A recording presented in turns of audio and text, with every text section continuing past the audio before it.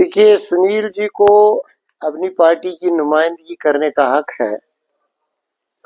उसने जो कुछ भी कहा वो अपने पार्टी के हवाले से कहा, लेकिन मैं ये बात यहाँ वाज़ह करना चाहता हूँ कि ऑनरेबल स्पीकर का जो ओहदा है वो किसी सियासत से जुड़ा नहीं होता है।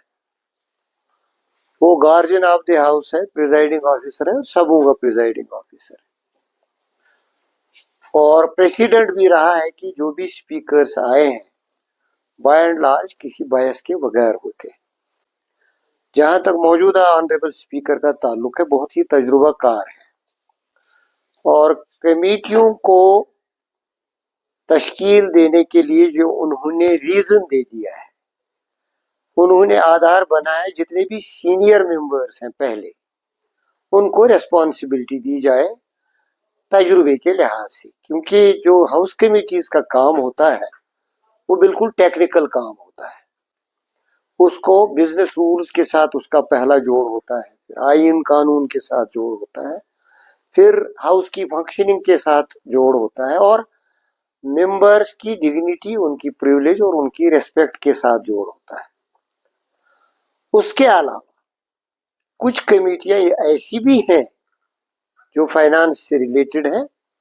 उन कमेटियों का काम होता है फाइनेंसेस पे चेक्स एंड बैलेंसेस का, और वो आम लोगों के हित में होता है, क्योंकि पब्लिक एक्सचेकर आम आदमियों का है।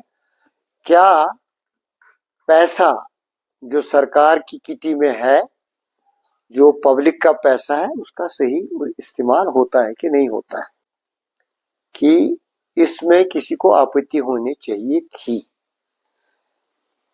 तजुर्बा सिर्फ लेजिस्लेटिव एक्सपीरियंस को नहीं देखा गया है।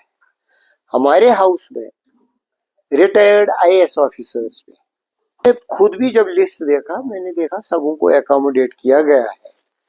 इस पे किसी को आपत्ति नहीं होनी चाहिए।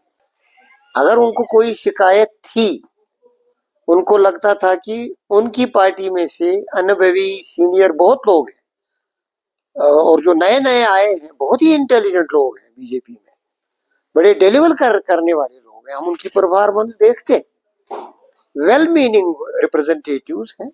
अगर कोई शिकवा शिकायत थी वो स्पीकर साहब से मिलके कर सकते थे। इस तरह उन्होंने पूरे हाउस को,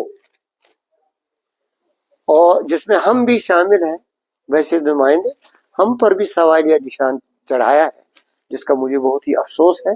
सुनील जैसे अनुभवी आदमी को उसकी बड़ी जिम्मेदारी है। सुनील जी को ऐसा इस तरीके से नहीं करना चाहिए।